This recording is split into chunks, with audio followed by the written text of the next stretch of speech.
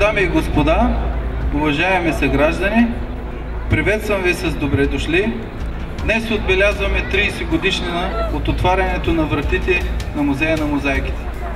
Музей, с който Девня се гордеем, с уникалното историческо богатство, което всички ние притежаваме.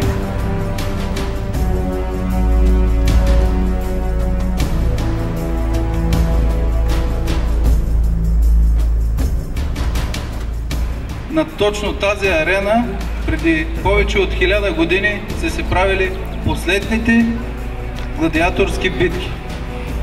Искрено се надявам, че с възстановката сме успели да пресъздадем великата история на великия град Марцианопол.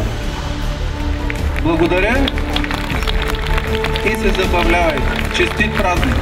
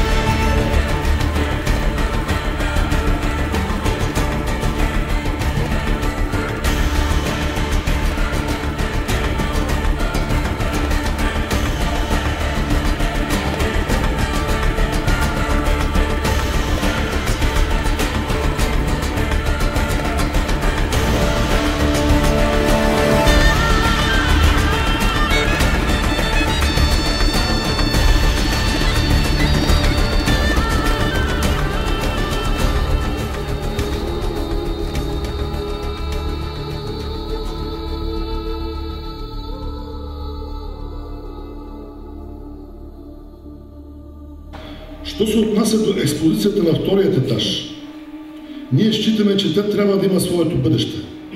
Твърде много лоши примери даде нашето съвремие по отношение на стремежа да зачерпваме с лека ръка страници от собствената си история.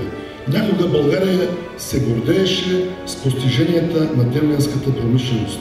Заводите бяха построени от нашите родители и често снимките в албумите навличат техните младежки лица.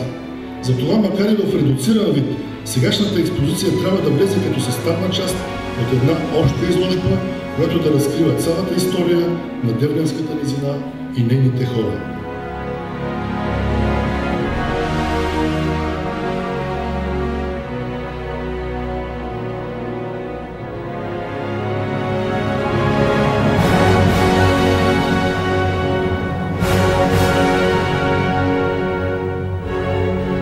В римските провинции Мизия и Тракия гладиаторските борби навлезли заедно с римската култура.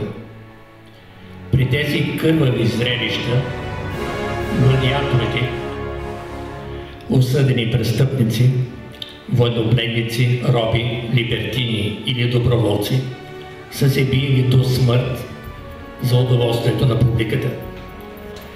Началото на гладиаторските борби в Марцианопол вероятно е някъде към края на II век. Те били провеждани на арената на амфитеатър. Амфитеатърът на Марцианопол има неправилна елипсовидна форма, заема площ около 4000 квадратни метра и е побирал към 3500 седящи зрители.